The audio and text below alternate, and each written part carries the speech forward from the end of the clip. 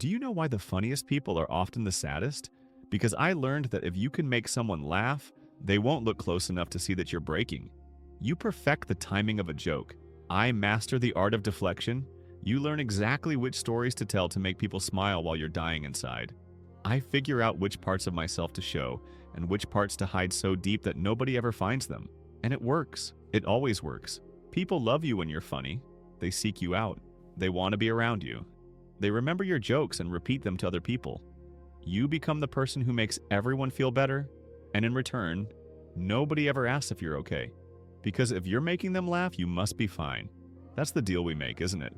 We exchange our pain for their approval, we hide our suffering in exchange for their laughter, and we get really good at it. We become experts at the performance. I remember the first time I realized I could do this, I was hurting about something. Something real, something that was destroying me. And I made a joke about it. Just one small joke to deflect from the pain. And you know what happened? Everyone laughed. Everyone thought it was funny. And for a moment, I didn't have to feel the pain anymore because I was too busy performing. So you do it again, and again, and again. You learn that if you can beat people to the punch with a joke about yourself, they can't use it against you later. I learned that if I make light of my own suffering, it doesn't feel as heavy. You realize that laughter is the best anesthetic for pain that nobody wants to hear about anyway, and nobody stops you. Nobody says, "Hey, are you okay?" Nobody looks past the joke to see what's underneath it. They just laugh and move on, satisfied that they've had a moment of joy, never realizing they just participated in your breakdown. I become the friend everyone wants at parties, the person who can make a tragedy funny, the one who can take the darkest moments and turn them into punchlines. You become the person people come to when they need to feel better, and somehow that becomes your responsibility, so you keep performing. You're having the worst day of your life and someone asks how you are, so you say something clever, and they laugh and walk away feeling good about the interaction. You're going through something serious and you're too tired to explain it, so you make a joke and people think you're handling it great. I've become so good at this that sometimes I forget what's actually funny and what I'm using as armor. Sometimes I tell a story that's supposed to be a joke, but halfway through I realize I'm actually just describing my trauma with a smile on my face. And everyone laughs because they think it's funny. You spend so much energy on the performance that there's nothing left for the actual grieving. I invest so much in the mask that I forget what my real face looks like. You use humor as a shield so consistently that people start to believe you don't need anything from them. And that's what really hurts. That's when the loneliness sets in. Because I'm surrounded by people who think they know me, but they only know the version of me that makes them laugh. You have an audience, but no one actually sees you. I have people around me constantly, but I'm completely alone. I remember breaking down once in front of someone who knew me for this. And they were shocked. They actually said, "I've never seen you serious before." Like I wasn't allowed to be serious. Like the only version of me they'd accepted was the funny one. And you realize that you've trapped yourself. You've created an expectation that you're always going to be on, that you're always going to make light of everything, that you're always going to handle things with humor. And if you deviate from that, people don't know what to do with you. So I keep performing. You keep joking. I keep laughing at my own pain because it's easier than letting someone see how deep it actually goes. There are nights when I'm alone and the mask comes off and I realize how much I'm actually hurting.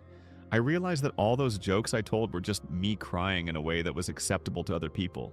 You lie in bed and think about all the times you deflected with humor when what you actually needed was someone to sit with you in the pain. But that's not what funny people get. Funny people get laughter. We get admiration for our ability to cope. We get praise for being so resilient and so strong. We get everything except what we actually need, which is someone to see us and care about us anyway. I've watched people break down and be taken seriously. They get support, they get help, they get people rallying around them. But when I break down, people are confused because they didn't know I could even cry. They thought the jokes meant I was fine. They thought my ability to laugh meant I wasn't actually hurting. So you learn not to break down in front of people. You keep it private. You save the real pain for when you're alone. You laugh at everything in public and fall apart when nobody's watching. And that's a lonely way to live. Because I'm starting to realize that the people who know my jokes don't actually know me. They know the version of me that serves them. They know the part of me that makes their lives easier. But they don't know the part of me that's breaking. They don't know the part of me that needs help. You spend years building relationships on the foundation of making other people feel good, and then one day you realize nobody actually knows you. Nobody would catch you if you fell because they've never seen you as someone who could fall. They've only seen you as the person who catches other people. I started trying to be serious once. I tried to let people see past the humor, and I watched their discomfort. I watched them try to steer the conversation back to something funny. I watched them get impatient with my honesty. So you go back to what works. You put the mask back on. You deliver the joke. You get the laugh, and it works every single time. But it costs something. It costs something deep inside of you. It costs the parts of yourself that are real. It costs the chance to be truly known. It costs the vulnerability that actual connection requires. I've learned that there's a difference between being loved and being liked. People like you when you make them laugh. I like you when you make me feel better about myself, but they don't love you. You don't really know yourself anymore. Because somewhere along the way, in all the performing, I lost track of who I actually am. I know who I am when I'm making jokes. I know how to be funny. But who am I when I'm not performing? What do I actually feel like when I'm not translating it into humor? I don't know anymore.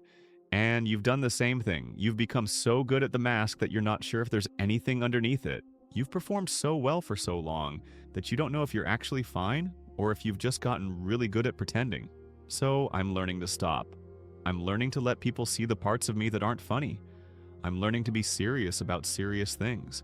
I'm learning to take my own pain seriously instead of turning it into entertainment for other people. You're learning that your worth isn't based on your ability to make other people feel better, that you're allowed to have bad days, that you're allowed to not be okay without having to perform your way through it.